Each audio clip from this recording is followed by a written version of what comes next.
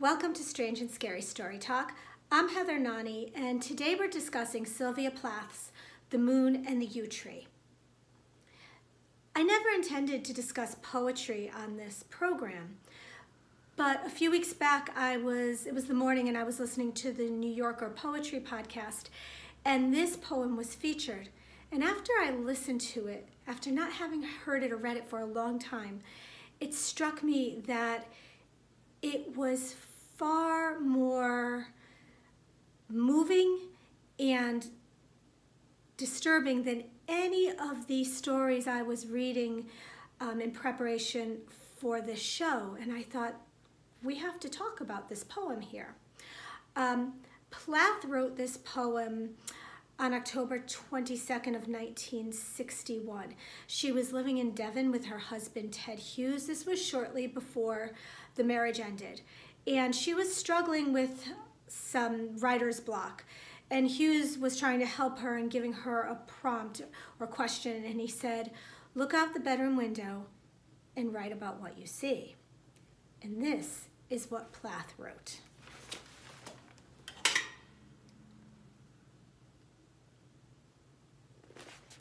This is the light of the mind, cold and planetary. The trees of the mind are black. The light is blue. The grasses unload their griefs on my feet as if I were God, prickling my ankles and murmuring of their humility. Fumy, spiritus mists inhabit this place, separated from my house by a row of headstones. I simply cannot see where there is to get to. The moon is no door. It is a face in its own right, white as a knuckle and terribly upset. It drags the sea after it like a dark crime. It is quiet with the o-gape of complete despair. I live here. Twice on Sunday, the bells startle the sky, 8 great tongues affirming the resurrection. At the end, they soberly bong out their names. The yew-tree points up. It has a Gothic shape. The eyes lift after it and find the moon. The moon is my mother. She is not sweet like Mary. Her blue garments unloose small bats and owls. How I would like to believe in tenderness. The face of the effigy, gentled by candles, bending, on me in particular, its mild eyes. I have fallen a long way. Clouds are flowering, blue and mystical over the face of the stars. Inside the church, the saints will be all blue, floating on their delicate feet over the cold pews, their hands and faces stiff with holiness. The moon sees nothing of this. She is bald and wild, and the message of the yew-tree is blackness, blackness and stillness.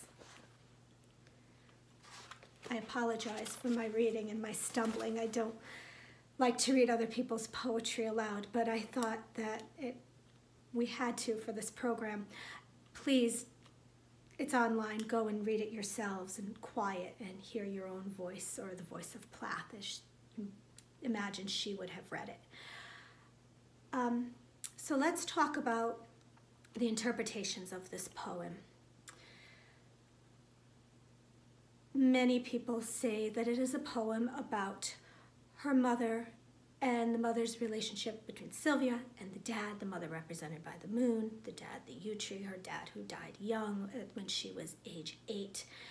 And in fact, there's so many layers to this poem that makes sense. There is, I would argue, that in the poem, but there is so much more. I came to Plath later in my life. I did not read much Plath when I was in college and in my 20s.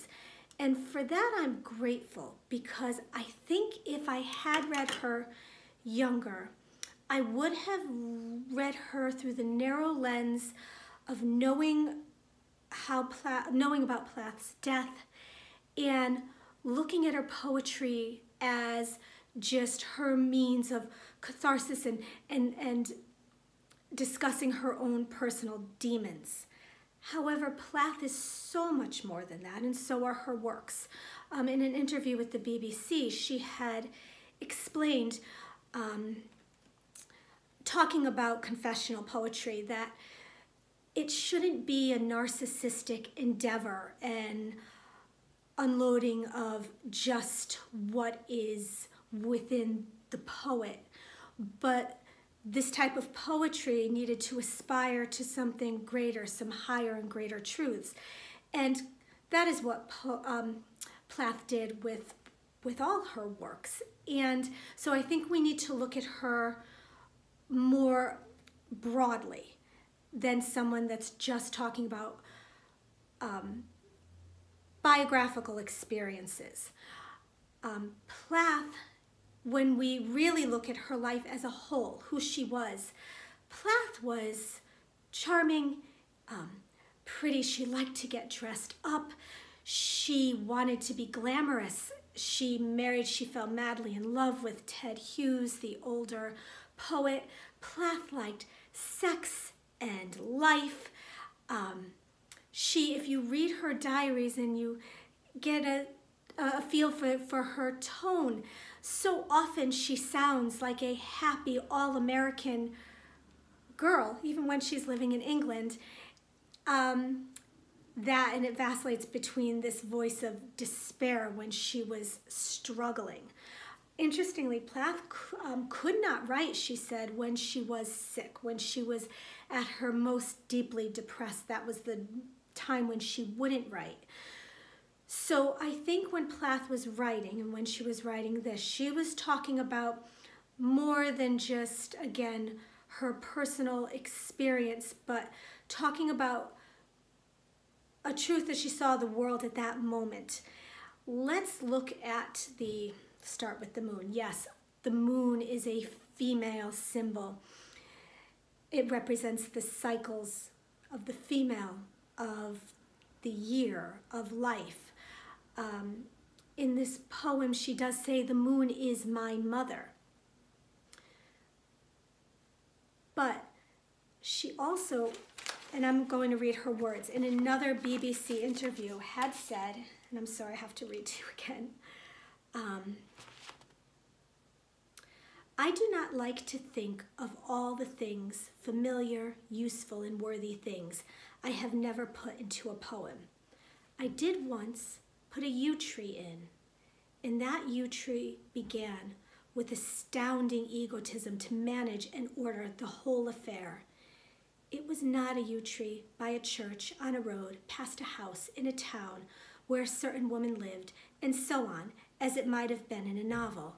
Oh no, it stood squarely in the middle of my poem, manipulating its dark shades, the voices in the churchyard, the clouds, the birds, the tender melancholy with which I contemplated it, everything. I couldn't subdue it, and in the end, my poem was a poem about a yew tree. The yew tree was just too proud to be a passing black mark in a novel."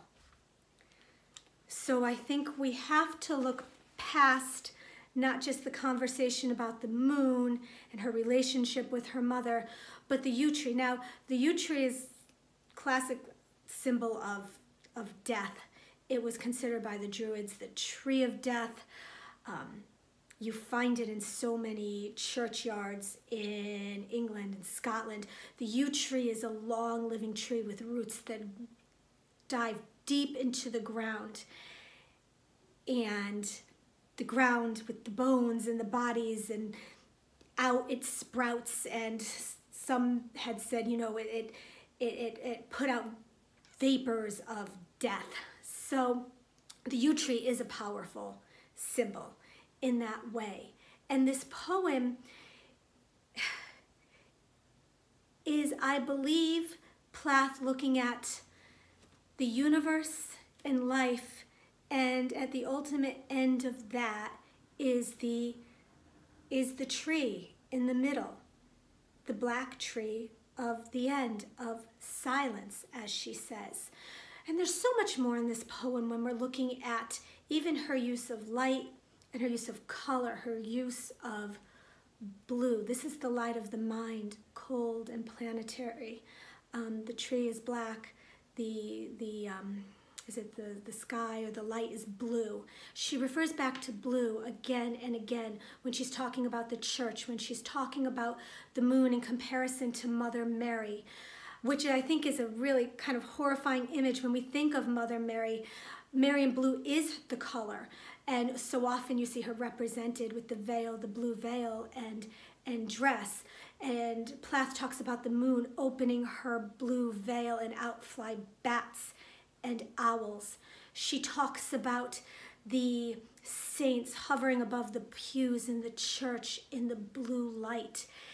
And she says, oh, how I wish I believed in tenderness, how she wished she believed in a mother like the maternal Mary, probably, like she wished there was tenderness in this cold planetary world. But in the end, the blue of the faith and the blue of the universe are the same blue. And that is quite the moment when she says, oh, how I wish that I believed in tenderness or experienced tenderness. And also when we look at the power of this poem, not just for its discussion of maybe disappointment of the spiritual realm or lack of belief or faith, disappointment in the cold world in which we live, and the ultimate end of silence and despair. But when we look at the imagery she created, I would say when I think of artists or writers that were so strong in their ability to paint a portrait, I think of the Bronte sisters, and I would say that Plath in this poem rivaled, if not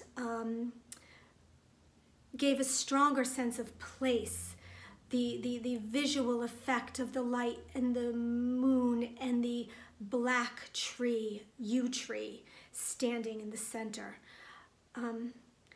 So I hope if you read Plath in your past and perhaps put her away as part of your past, as part of your college or your younger years, please take her out again and look at her again through a broader perspective. I just love Plath. I think she's marvelous.